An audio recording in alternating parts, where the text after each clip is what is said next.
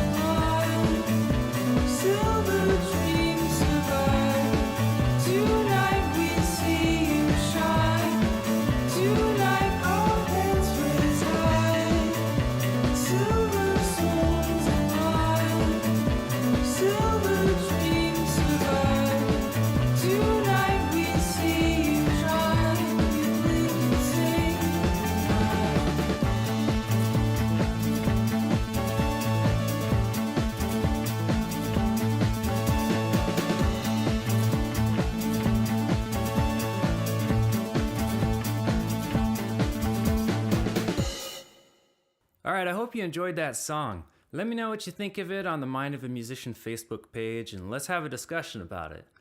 So here's a few thoughts. One thing I liked that they did was they built the chorus around the fifth of the key. So they bump up for that chorus and then they come back down for the rest of the song. Kind of gives it a little variance. There are a couple other little songwriting techniques that they used. One of them is on the chorus.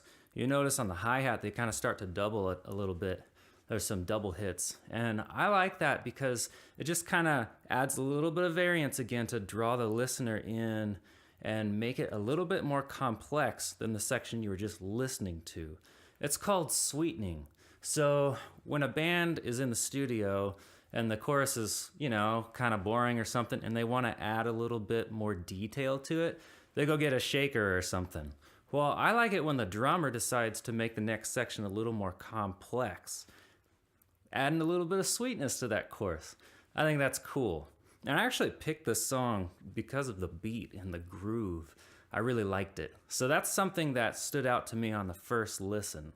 The last thing they did was, you'll notice the chorus lyrics are pretty simple and the verse lyrics are more descriptive. That's actually a songwriting technique too. I got a buddy named Tyler, went through a songwriting class in college because he's a composer.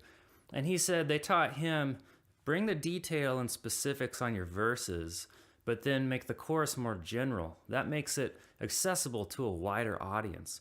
People want to make meaning. And if they can interpret the song in a way that's relevant to them, you want to be a little more general with that chorus so they can do that and relate to what you're saying. So that way you can still tell a story, but also speak to a wide audience. So I thought those were some pretty cool, strong points. And I actually love Sega Genesis music, so because it kind of had some of that fun synthesizer vibe, I liked this song quite a bit. So let's move on to our second band, Hypermortal, which is a really awesome name. This band is from Lawrence, Kansas, which I'm finding out has a really strong music scene. And I'm going to feature more bands from Lawrence in some future episodes. So let's dive into this song, Microchip by Hypermortal. Microchip is a very interesting song. You'll notice it sounds very ominous and creepy, and it's inspired by these YouTube videos that were popular a few years back. They're kind of about the end of the world.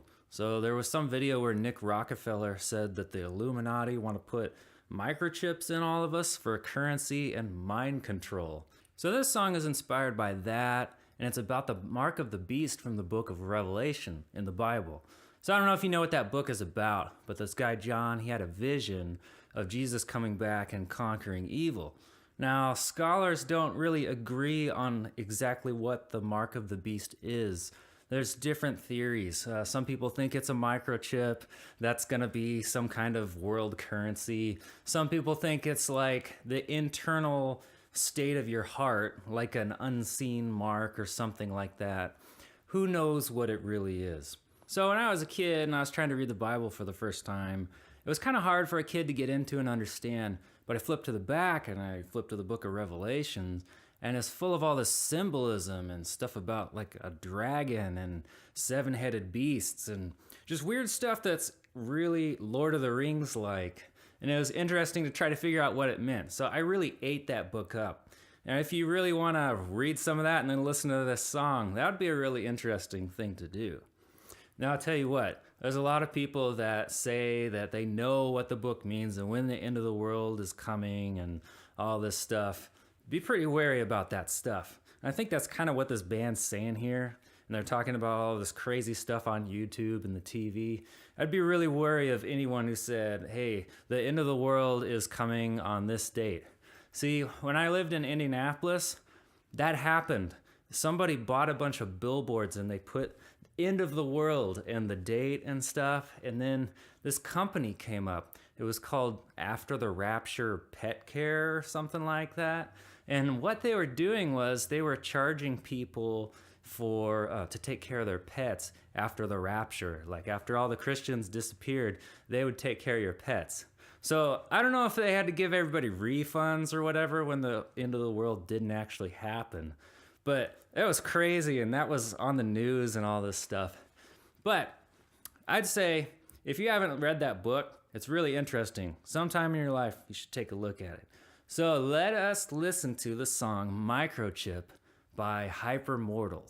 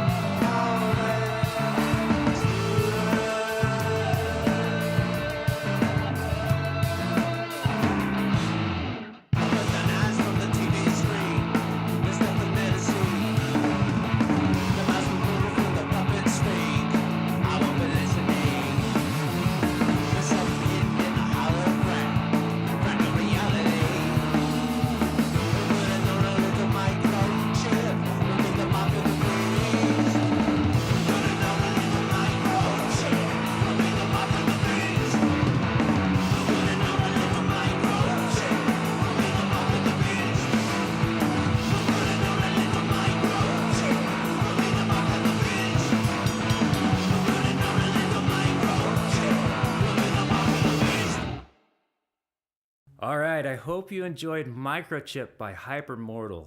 So let me know what you think of this song on the Mind of a Musician Facebook page, and we can talk about it a little. So, Part of the reason I told you all that background about this song is because the subject matter is very dark and mysterious, and I really feel like the band captured that feel in the songwriting process. You've got some dark, ominous chords. It's like the guitar and the bass are kind of lurking around.